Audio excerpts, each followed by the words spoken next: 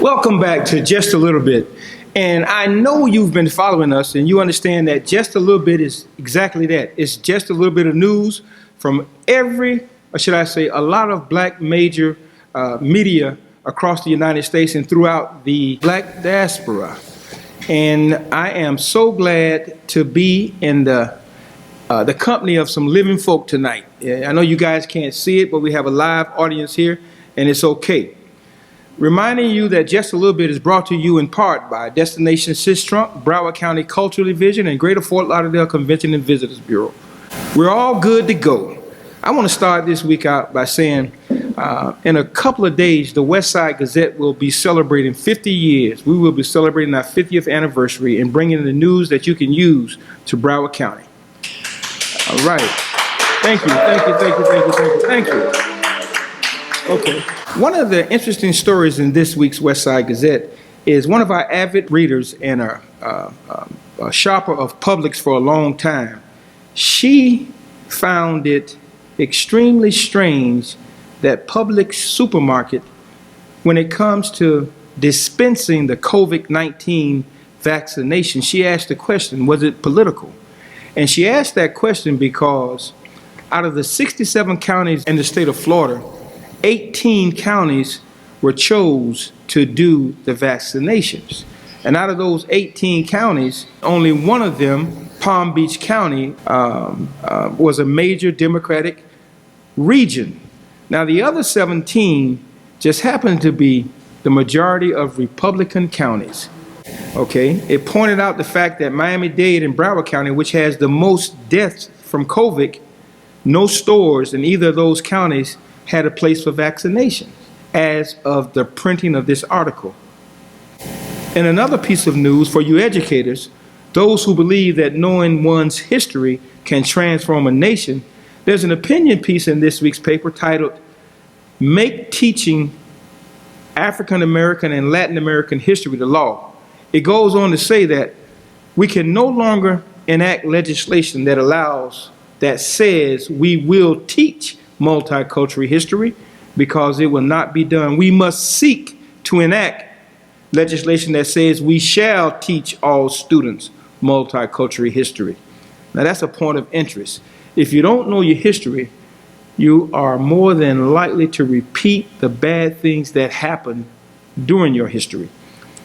A very uplifting story as it pertains to the jerk machine. Marcus Lemonis gives jerk machine $35,000 to prepare and deliver hot meals. Read further about that story and you'll see the interest of this man who's doing this. Now, we still know that COVID has not yet slowed down in the U.S. alone. There are over 25 million cases and over 420,000 deaths. Black Americans are being vaccinated at a far lower rate. COVID is alive and kicking. Now, I want to segue to something else. From time to time, I like to share my spot in the newspaper with those writings that tug at the membrane of my mind and the cores of my heart. Some writers' pens flow with the ink of genuine love for their people and the concerns of others, and they offer no compromise to their blackness, and yet they are unapologetic for being real. Jasmine Gates has earned my spot for this printing. Thank you, Jasmine. Jasmine has an article titled, "Understanding Black Love is Rebellion." Now, I know that may seem kind of awkward, but here's what she said just a little bit. Black love is rebellion. Have we considered love? It's a question that should come to mind when the topic of black rebellion is being discussed. Do we understand the power of love is not just how it feels, but the impact it leaves because of its ability to shift a thing like a curse that plagues an entire lineage? Do we appreciate the fruits of black love's labor? How, if you are committed to it, black love will show itself like a candle, even in the darkest of dark times, lack the ability to dim black love's light. Yeah, Jasmine Gates is a Los Angeles-based writer and a founder of New Black History Makers. You can read more about her on newblackhistorymakers.com. Thank you. Do you know your history? 40 on the 40 is 40 seconds of the history, faith, strength, and endurance of black people. We implore you to find out more about these historians. Yes, there were black slaves in Mexico, and one of them changed history. Gaspar Yanger was a prince in the county of Gabon. He was taken as a slave to work on the sugar and alcohol farms in Mexico, located in Central America. Yanger is considered to be one of the first liberators of America because he led a successful rebellion against Spain's government. Because of the many sugar plantations, thousands of enslaved people were sold to the United States and other countries.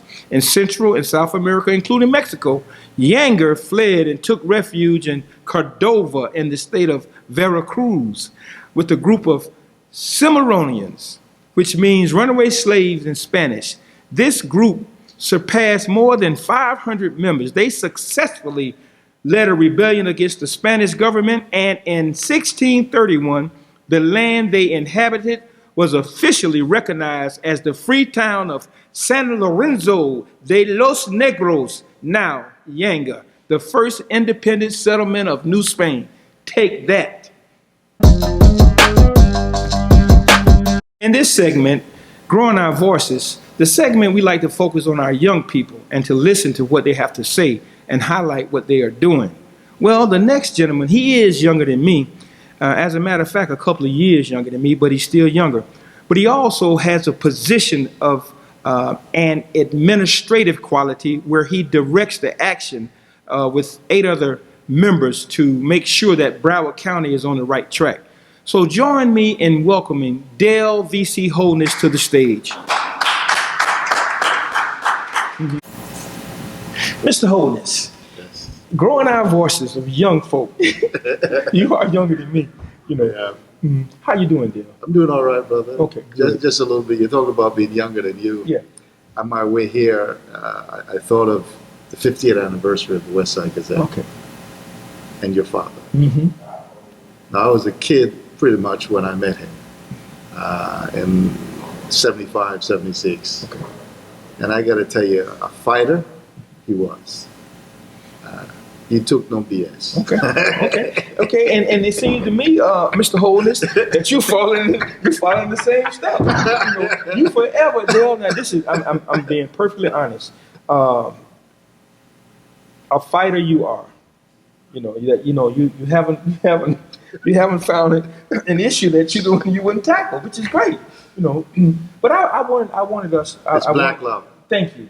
Yes. I wanted our listeners and our audience to know who Dale Holness is. I mean, aside from we know from the political arena what you stand for. I want to get a little feel. How did Dale come about? So I got to tell you, we're sitting in a place on Sistrunk Boulevard where when I moved here in 1975, I went to the library next door, the Mizell Library, next building over. I would walk from 2540 Northwest 21st Street, just north of 19th Street, down here to the library. Wait a minute. Cross town. Yeah. And it's a tradition that started with me in Jamaica. Mm-hmm. Every Saturday morning, my mother would let me walk with her to work. She'd stop at where she worked, and I would continue to the library. And I would stay there and read until about 1 o'clock, and then I'll go back and we walked home. And saying that, one Saturday I was there, got carried away because the library was right on the beach in Monterey. I took my shoes off, my Sunday shoes. We know about Sunday shoes now. Went back out, I couldn't find my shoes, brother. Oh, no. Hey, my mother came for me, but my mother's a strong woman, right? So I got to switch all the way home. But reading and that was developed from that. So learning and reading was a really important thing for me growing up. I moved here in 1975, went to Plantation High School. Right. Graduated from there. Went to Broward College for a little while, and while I was at Broward College, got a job at McDonald's, trying to work my way through. Went actually to Sheridan Vocational Technical, where I then now it's the technical college. Did a course in lab technology, lab technician, to be a lab tech. And McDonald's offered me a general manager spot to run a store. Wait. Let's back up for a minute now. So McDonald's now. Armstrong, you wasn't. I'm a very good friend of Bill Armstrong. Of course, yeah. He had a bunch of stores. You're right. And he had to sue McDonald's because there's a whole big story on that. He made some money, then he got in the car business. So I was with Bill. Okay. Attended the conferences together. McDonald's actually sent me to what they call Hamburger University. Not in Germany. And people, no, right here. Not in Germany, right? In Chicago, in Illinois. But, you know, I laugh about that now, but what they did was they taught you how to run a business. And I got to tell you this, when it comes to running a business and standardizing operations, they're not two places that does it like that. Okay. So, you know, they have this QSCV back then, I don't know what they call it, quality service, quality service, cleanliness, and value. That's the motto they're still running on. And you remember that back when you were in high school working at McDonald's. It made an impression on you, I see. But what it did was taught you to standardize your operations. Okay? And how you ensure that you're taking care of your customers, how you administrate your operations for profitability. Now you said something there, and I see it's still evident today with you. Yeah. When you say taking care of your customers. Yes. You know, I know, Mr. Holness, that pretty soon here some things are going to happen politically. Yes. You know, and we want to get you back on here to talk about that. Yes. Look forward to that. Yeah. But as it pertains, let's just talk about Broward County. Yes. What could we expect to come from Broward County and your efforts? I understand you had a very tough commission meeting. Today, yes. We were slugging it out. Okay. So, Juneteenth is an important thing for black people. Okay. Because you mentioned earlier in one of your other segments about blacks liberating themselves in Mexico. Now, understand that the same slave owner that owned slave here owned the plantations there and owned us, whether you were in Haiti, Jamaica, Trinidad, Colombia, Mexico, same system. So, blacks got the Emancipation Proclamation issued January 1st, 1863, but never realized it until June 19th throughout the country. That's an Independence Day. That's a day of liberation, of freedom that we should recognize. So I brought an item to the commission to make it a day that we celebrated as the day of liberation and that it be a paid holiday for county staff. Hold up now. Wait a minute now. I know things are happening across this country as it pertains to people of color.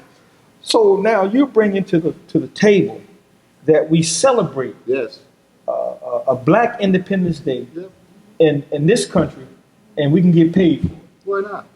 Yeah. We celebrate all them other days. Yeah. Right? The contribution that blacks made to this country is immeasurable. It's trillions of dollars of free labor that build this nation. And I argued with my colleagues that for 130,000 extra, because people would be working that day and getting paid anyway. So all it would cost the treasury of the county is $130,000. You know what they came up with? Well, we can't close the library. Hell, you close the library for a lot of other stuff. Okay? And we couldn't close the library because we want to make sure we can educate people about Juneteenth. What are you telling me? I've been doing Juneteenth, you know that, with the black elected officials now for 6 years. I ain't seen none of that. Right? And you can tell me you educate. It's same thing happened when we try to get Martin Luther King birthday in this country.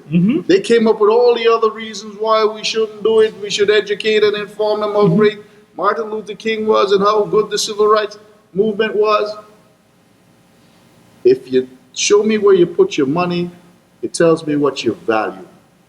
And I argue that today, that you are not valuing our lives enough. Almost 50% of the employees in Broward County are black folks. I say, you are not valuing them to say to them, you can have this day to celebrate your freedom? And you're telling me, well, we're going to educate people? Let me tell you, the best way to educate them is close the stuff down, and then they'll know. See. Okay, we're going to come back. Dale, we're coming back. We're going to have an open conversation. Yes. But Mr. Holness, I just wanted our listeners to get just a little bit of difference, so when the time comes for them to say something about Dale Holness, they can say some other stuff. You with me? I agree. Okay, so that's what we wanted to do. Now, before, so I got to tell you this, go though. ahead. On top of that item, last year being the mayor of the county, right? a steady hand, a great, strong administrator in Bertha Henry. We were able. Who that woman? I think you know her well. We were able to manage this pandemic like no other place did. Yeah. In fact, let me tell you that the amount of people who died from COVID-19 in Broward County is less than those who died in Palm Beach County. Palm Beach County has about 1,500,000 people. We have 1.9 million people. We're less than half of what happened in Miami-Dade County, and they get about 2.4 million people. Not a whole lot more than us. It's because of that management. It's because of that steady hand that was at the wheels to make sure that we're protecting our people. George Floyd came, we had some demonstration. It was pretty well maintained. People were able to express themselves. But I saw an opportunity. I was able to get a police criminal justice oversight board approved with subpoena power, except the state don't allow us to subpoena police. So we got that done. And on top of that, racial equity task force. Let's look at the inequalities that exist in Broward County and fix them. And I ain't talking about just black folks talking to each other. I know. Let's bring the big boys, the chambers of commerce. Let's bring Broward Health. Let's bring the school board. Let's bring Broward College. Let's bring the Broward Workshop, the top 110 business in Broward County that usually want to tell us how to run stuff. Let them come to the table. Let them acknowledge that these issues exist. And here's the kicker: why they need to, why they must, and why they had to.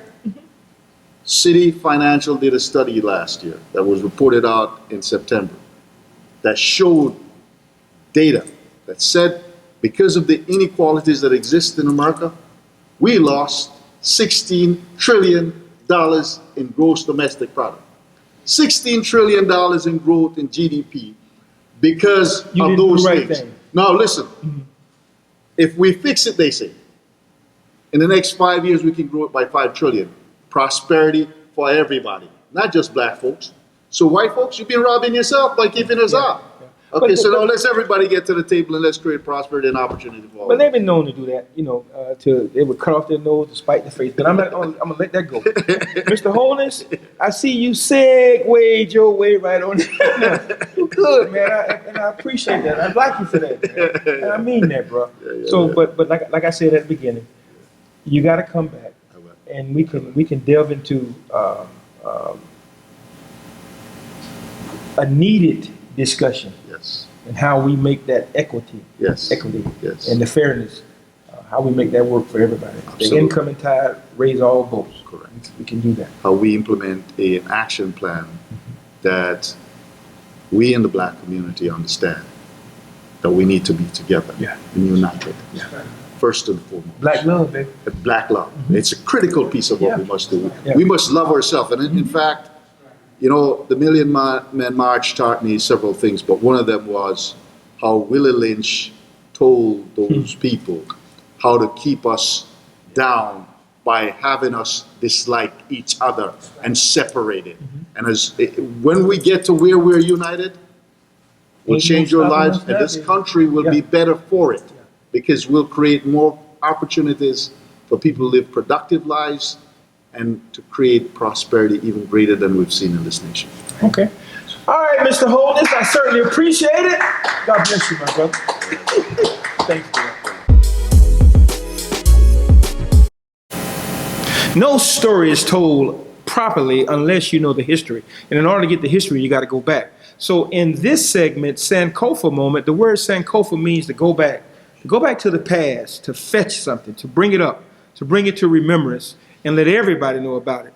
It comes from the Twa language out of Ghana. So right now, we're going to step into the Sankofa moment. And the young man that we're about to talk to is a very personal friend of mine, Hubert Lockhart, born and raised in Fort Lauderdale, Florida. Hub, as we know him, has been a pillar in this community, from educating children to his rants and raving on the playgrounds of Sunland Park. Hub is just a figment. When you say Fort Lauderdale, you say Hub Lockhart. So help me invite Hub to the stage, would you? Hubert Lockhart, what's happening, man? How you doing? Come on now, Hub. It's me and you now. We can have a conversation. Yeah, sure. Man. I'm so glad, Hub, that you decided to come on the show, man. Thank you. Thank you so much. I know you were battling some issues there for a moment. Yes. And you told me as soon as you were able to, you would be on the show. No, sir. So we're certainly grateful, Hub, that Thank you're you. here. I'm elated to be here. Mm-hmm. Now, Hub, you have been an overcomer all your life. Yes, through the grace of God. Mm-hmm. Through the grace of God. Yes. I can remember back at Dillard Elementary, where we first met in first grade. Yes. I used to tease you and pick at you, Yes. But you let nothing stop you, Hub. What motivates you, man? Mm-hmm. First of all, I have to acknowledge Father Elohim, the creator of the earth and heaven. Then it starts with the greatest teacher I ever had, my mom and dad. Then the community. The mayor said something I'd like to reiterate. I'm gonna acknowledge your dad. He's a pioneer. And there's so many names I can name, but the time will not allocate that at this particular point. And to be honest with you, God has blessed me with tremendous friends. You just shared how long we've been knowing each other. Truck, Peavy, Mike, sister. I can name so many people. They've been my friends since elementary school. So when you look at it from that perspective, when you go back, you got to say thank you, God. See, anytime you start, a lot of people, they always ask me about my success. Mm-hmm. But what I do, I substitute that word for sacrifice. So many people sacrifice for me to be in the place I'm in now. Mm-hmm. You don't get a chance to go to places. I had the opportunity to go to Shaw University, and a lot of people don't know. It's like you said, the history is very important. Shaw had the first black medical school, law school, and divinity school. Google it in. Okay. A lot of people, Mm-hmm. I'm knowing. Yeah. But then I got lost on the campus as a freshman. And they had a building called, that's why it's good to know your history. They had a building said, without wall, students were not supposed to go in there. But I was lost. And then I also was people would say nosy, I just say being inquisitive. and I end up over there. And my God, I love to read. I told Truck some one time. Truck say, man, you always got this paper. Balled up newspaper. Hub would carry a newspaper rolled up in his hand. Just rolled up and stuck it in it. I'm sorry. He would carry a round up newspaper and stick it in his pocket. Yeah. And I had the opportunity to meet Reverend Vivian. I I was just shocked. I said, "Excuse me, sir." He was in a little small office. I said, "Sir, I seen you in a book." He smiled. He was so humble. Yeah. He said, "Sit down." Dean Vivian. Yes. Mm-hmm. Yes. Mm-hmm. A lot of people didn't believe it until I said, "Just call my university and ask them." Mm-hmm. And I came back across the campus just telling the boys, "Man, y'all, you don't have no idea." Most of them didn't know it because you have to read. And to go back what I told one of my best friends, and I got so many best friends. It's unbelievable. Yeah. Chuck said, "Well," I said, "Chuck, everybody's smart. Everybody's intelligent." I said, "You know what? If you read, you're going to start knowing things. If you don't read, you don't know too much." It's the bottom line. The more you read, the more you know. But what you have to do now, instead of castigating and condemning people, you have to show fortitude to help ones that maybe don't read as fast as you do. People might say, "Well, you smart." I used to hear that with Mike's sister all the time. She was very smart. And they say, "How you able to answer a question in class?"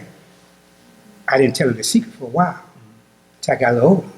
I said, "What you always remember, the teacher tell you read chapter 1, 2, and 3. You read chapter 4, 5, and 6. Everybody think you're smart." Okay. And I told the kids. You're speaking to kids, Hub. Yeah. Now I understand that you was fortunate enough to teach some special kids. Yes. Yes. Hub, now listen. For those who don't know you, right? Right. For you to overcome challenges, nothing new to you. No, Nothing. not at all. Mm-hmm.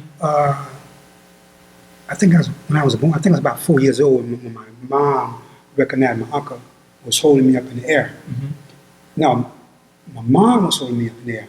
And my uncle, my mom, brother say something's wrong with his leg. Mm-hmm. And then when they finally decided, they took me to the hospital immediately. And they diagnosed and they found I had polio. Mm-hmm. So polio can do a lot of physical damage to you, but it can't do any mental damage to you. And my mom always told me this. She said, "You get out there in the community." She said, "You go out there, Summer Park, Jalb, Lincoln, Norfolk, Walker." That was our little league, what people understand today by history. Mm-hmm. They got all these little league teams. And that was our mom said, "Get out there." And so that's why I say something about confidence.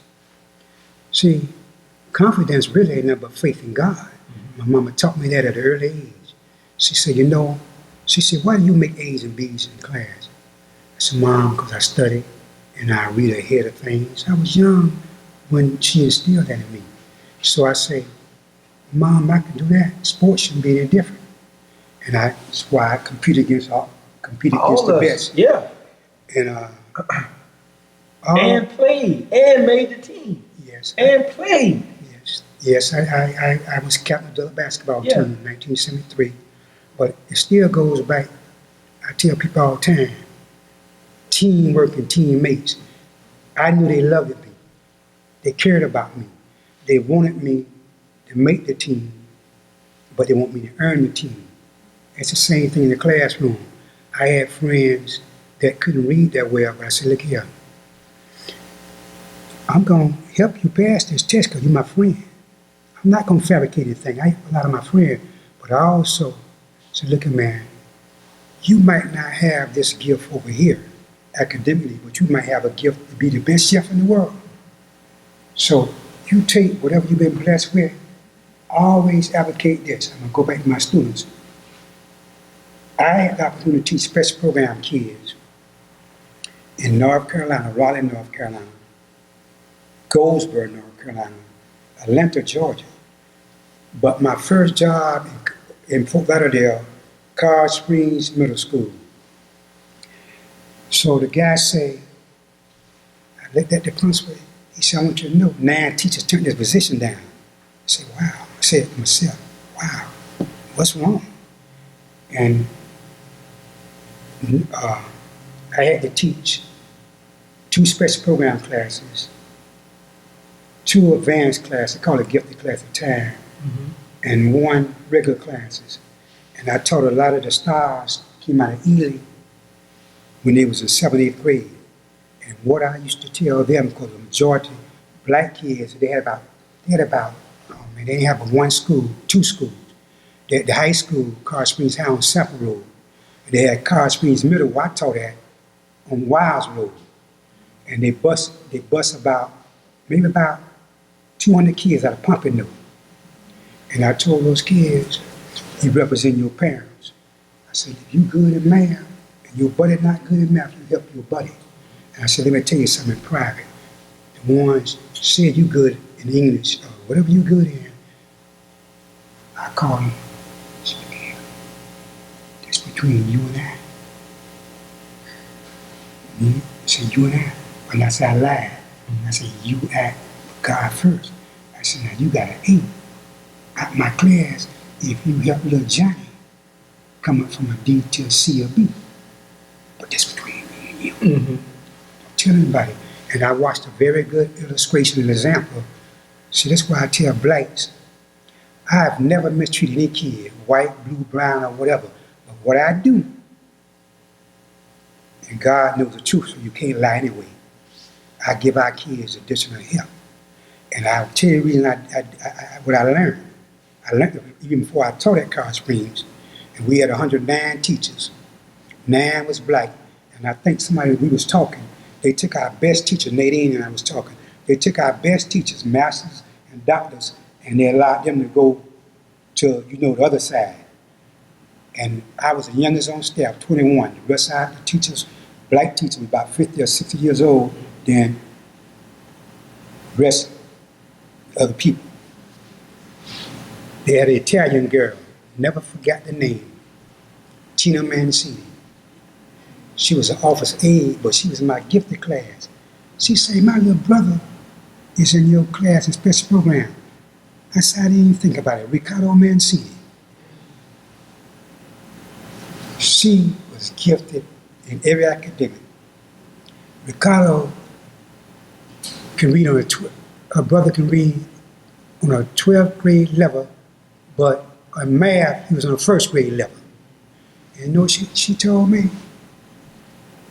I get lecture, talking from the class, and I walk around. I said, Mr. Lockhart, he doesn't like to be yelled at. That's why he like you, because you don't yell, you just walk around. So I believe in my thing was group setting.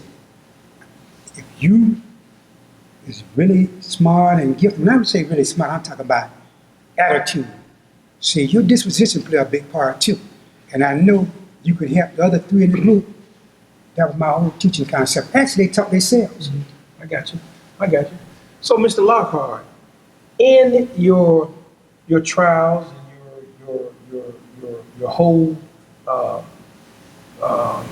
meaning, your whole being, what has been the one thing that has kept you focused and kept you true to the word? My faith. My faith. See, I believe in Ephesians 4:32, so strongly, my friend, Bobby. Be kind one to another. Be merciful and forgive as God has forgiven you. My mom taught us that in the 23rd Psalm. I come from a family of 14, 9 went to college. But watch this. The one that's a janitor in Michigan, academically, he's smarter than all of us. That's why I have a difficult time. I don't put people in a box. And I don't define people by their career. You let that person be themselves. Truck come out there all the time. You came out to my school when I left Carr Springs Middle because my mom was real sick. And she died several years later, but I wanted to get closer to, I used to leave campus. I asked the principal, he was nice. I said, can you give my lunch period and planning together? So the hour and a half, so I can go and see about my mom, because I know what she did for me. Yeah. And my dad was good too. And I tell anybody, be patient with the kids. everybody not on the same level. And see, that's what the school system tried to do for a long period of time when they started coming up with all these standards. Bobby and Hub must be on standard C or whatever by March 14. And all you was doing was destroying the kids' confidence. The worst thing you do to a child, once they start feeling they dumb and illiterate, oh man, you done some real damage. You got to answer to God when you leave here. That's another topic, Hub, for us to come back and talk about education and Yes, where sir. we have failed our children. And We can talk about that. I'm gonna ask you one more thing, then I'm gonna let you go. There was a swimming hole right in front of Dillard Elementary. You remember that? Yes. You remember that swimming hole? That's why I can't swim today. Somebody push me. That's the only thing I ain't learned how to do. 'Cause I was scared. They told me now. They said it was Bob and him or David Deere. I don't know which one, but I believe it was both. We had it, man. Yeah, but Uh, to conclude, Yeah. I want to say this, okay. and I really mean it from my heart. Thank you for being a special friend, Truck. Might tell your sister I have so many great friends. That's why I can sit here and talk. Yes. So many people been in my corner. And it started with Father Elohim and my parents and my community. You know, y'all made me strong. Otherwise, I might have been the same plight a lot of other kids. That's why I don't take credit for success. I believe in sacrifice. A lot of people sacrifice for me. And I'm glad my mama got the opportunity to live and see some things, you know. I'm proud of that. But I thank God for y'all guys. I really mean it. Hey, man, Hub, we thank God for you. Thank you. You know, yeah. Thank you. Love you too, man. We got you.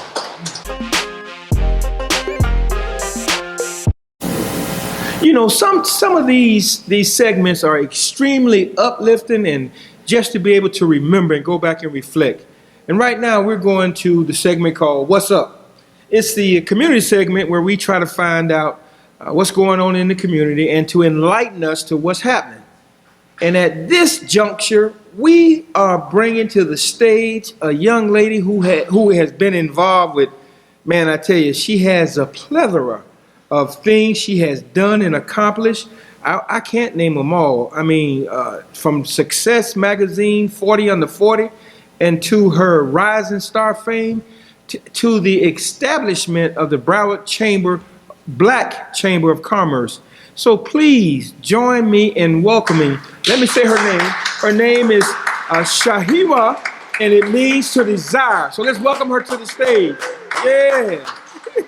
Yes, Miss Shaheewa Gelin, you have been honored for a lot of your hard work and a whole lot of stuff.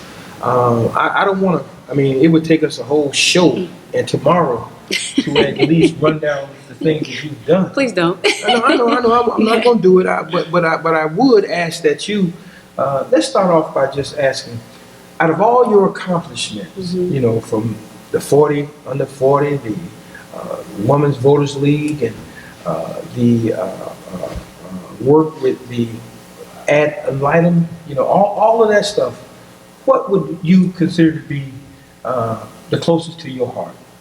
I would have to say, after I graduated from law school in 2002, while in law school, I did a series of internships, and one was at the Broward Public Defender's Office because I wanted to be a public defender.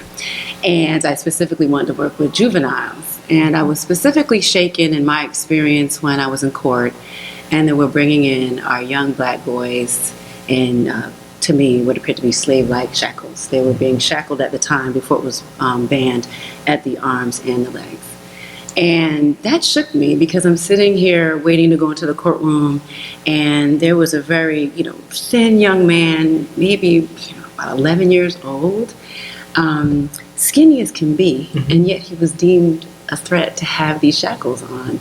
And everybody kind of swirled around as if this was normal and very regular. And it really bothered me. And so from that experience, when I graduated, I wanted to do something to prevent our young people from going down that path and making those decisions, or giving them other options, opening a world to them and talking to them about, introducing them to options and different industries and different professions. So I started the Youth Survivors Foundation back in 2005. And I've been able to, along with generous people who've given, give out $32,000 in college scholarships to kids specifically who've been in dependency care or foster care, or kids who have suffered from severe poverty, like lights getting cut off or abuse and neglect. So I would say that's been my biggest, accomplishment, because it's close to my heart. I know that we all don't start off, with a silver spoon, and, we can be perceived to have started that way. I know my beginning wasn't that way. There were a lot of people who poured into my life, my family. My mom worked, very hard to make sure, I had options. And so I felt obligated to reach out to kids, just like me. And, they'll call and email, what can I do? Oh my God, And I'm like, what you can do is after you graduate, you can start pouring into the lives of kids that are just like you. Wow. And what you just said, everything else pales in comparison to that. From what I've read and surmised from the things you've done, it can't hold a candle to that. This thingamajig is gone. So let's it's fine. That's right. Let's just. I won't go back and pull up. I would dare to say that you and your husband are a power couple. And to how do you find the time, to make homework? I think it's all about balance, and there's a time for everything. So I think that you have to understand your purpose in life, why you're here. And I'm bringing that. I want people to understand. Right. So sometimes people just think, oh, you did. Oh no, I'm gonna give you the real. Yeah. But you have to understand what that is. But you also have to get with a partner that understands that too. So when we were dating, I wasn't faking. He knew exactly what he was getting. I'm very driven. I'm very focused. I was a litigator at the time we met, so that I was putting in very long hours. I did that for 17 years with the federal government. So, that means even after I had my son. Look, the federal government, how do you do it? No. Shaheewa, how do you do all this? So I can have to scratch my head. There's if y'all don't know, if you don't, I'm serious. It's only 24 hours in a day, and you, right. But you push, because I realized after looking at other people's lives, and sometimes you realize that life is short. I had a sister-in-law of mine that died of an aneurysm at 41 when I was in my early 30s, and I talked about to my mom about this, and I just said to myself, look, God gave me a period of time. I don't know when that period of time is going to expire. I feel that I have this energy, this desire, and this passion inside of me to do certain things. Obviously, talents and skills he gave me, so I have to use it. Okay. When I first met you, you were about to embark. Yeah, I remember. You remember? I came to your. I was very intentional about what I did. I came to your place. You did. Your newspaper to talk with you. And so I had no idea who I was talking to. But one of the things that you have done, and it's becoming successful, is the Black Chamber. How can a person get involved with that? What's going on? Oh, we have several things going on. I think first and foremost, I just want to state how I started the chamber. Obviously, I had a vision and did research as to what was missing and what Black businesses weren't getting. The access to capital, the technical assistance, things like that. But I also wanted to reach out to our Black businesses so they could help co-create the chamber. So I understood what they wanted. So for 6 months before I actually launched, I did a listening tour. So I was in, all over the city, Tamarack, Lauderdale, Weston. I went all over Fort Lauderdale to talk to our business owners to understand their obstacles, their needs, what they wanted their chamber to be, because this is not just my thing. I don't want to be a president of a chamber for life. I want to be able to grow it and pass it on and have other people grow it. That's the whole point. I got other things in life to do. But right now... Yeah, your resume does say she has past stuff that she did. It does say that. Right. So I have other things to do. So I want to grow it. And so I did that, the listening tour, and then launched finally in August of 2018 during National Black Business Month. I was intentional about that too. And so my point was to be able to support Black businesses in a way that they hadn't been getting support before. So for example, when the coronavirus first hit, and we had the pandemic, and even before this, at the beginning of the year, I call each of my members, what are your goals for the year, and how can the chamber help you? And they're astonished, like, who does this? You know, who's calling? I got donations of masks, and Mayor Holness at the time, you know, make sure he takes care of the chamber. He's a founding member because, you know, you heard in his segment, he believes in supporting Black business because that's Black job creation right there. That's wealth building for our communities. So I got donations from masks and went to work. I knew our members couldn't afford it because they were forced to shut down. So I wanted them to be safe as well as their customers, employees. So I said, hey, we got Masks for Members program, free masks. K95 masks, I made sure they got that, but I didn't want to stop there because I believe when you have a Black institution, it's not only for your members, you have to have some type of community service. So I was on Sis Trunk a few weeks ago, handing out masks, walking in barbershops, saying, hey. You come out my office to bring me man. I get there. I went to Sunrise, Tamarack, Lauderhill, you know, here, and I'll be going around again as we get more, but I delivered to a daycare here 1,000 masks. I was like, I want our babies to be safe. Take these masks. And they talked about, and then asked them about their struggles. Were you able to get the PPP? You don't necessarily have to be a member. Follow us. You'll get information on how you can be a stronger business. And once you get stronger and you feel you can afford it, join us. But that's my whole point, to have programs that help. Okay, I see here there also too. Let's just run down a list of the things if you want to just jump on this. The speaker series. Oh yeah, well Dillard, I found out that Dillard High School has an entrepreneurship program. I didn't know, but as soon as I found out, I ran down there and spoke to the principal and said, well look, we're a chamber, how can we help? It's important that we help nurture, as Black entrepreneurs and business owners, nurture the next generation of Black business owners, right? We want to own our jobs. We want to be able to pass those businesses down to the next generation. So you got succession we do plans that for those members? Oh, no, absolutely. Yeah. And we're going to be working with Dillard. They just launched, Boyd Anderson, they just launched their own entrepreneurship. Yeah, Mr. Griffin, his own program. So we're doing that. Let's get here. Let's say this executive membership program. We have an executive mentorship program that we just launched for our members. It was really needed because the pandemic, as you know, wiped out about 41% of Black businesses by mid-April of last year. And we had a lot of businesses that were struggling with pivoting and understanding, you know, should they reinvest? Should they pull back? And so I partnered with the Venture Mentor program. They have 130 volunteers, and these are seasoned like CEOs and executives from large corporations like Macy's and Oracle that, I guess in the time post George Floyd, are realizing they need to give back. And so we partner with them to help strengthen our businesses and help guide them in accounting, marketing, anything that they need, logistics, strategic planning. Okay, you got some stuff going on. Let's see. Okay. And I'll share with you one last thing, because the one thing I want to impart with our businesses, I know it's hard out there, but the point is we have to fight to keep our businesses alive. We have to be aggressive and assertive. This is not a time to sit down because it is a difficult time. I get that, but you have to push and move. So we're actually moving to purchase a platform that if an individual business owner purchased it would be $7,000. Obviously, you know, a lot of our small businesses can't afford that. So we as a chamber are purchasing that resource so our members will have access to purchase orders, to an entire list of what an agency spends, to their competitors, what contracts they have, what their pricing is. How much is membership?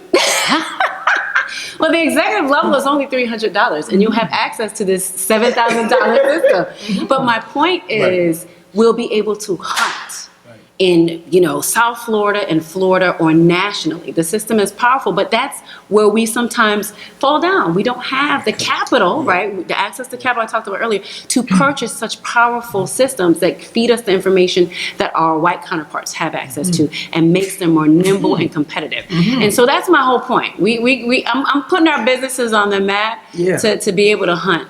Okay. Now, how can a person get in contact with you? Oh, that's easy. They can go to our, website. First of all, I send people to our website just to see what's going on, and that's just Broward County Black Chamber of Commerce.com. They can email us. I personally check the info at Broward County Black Chamber of Commerce.com, or they can call at 954-419-6557. what is the minimum? Yeah. Okay. Membership? Well, we have a membership for students because, like I said, we want to grab them in, we want to get them involved. So that's a mere $50, and we're actually going to be covering the membership for some students at Broward College to be able to participate and intern at some of our businesses. But that's the lowest membership. Nonprofits are $200, but that's 2 memberships, so that's like $100 a piece. Okay. And then the lowest business level is the executive level at $300 for a sole proprietor. And when do you meet? How often?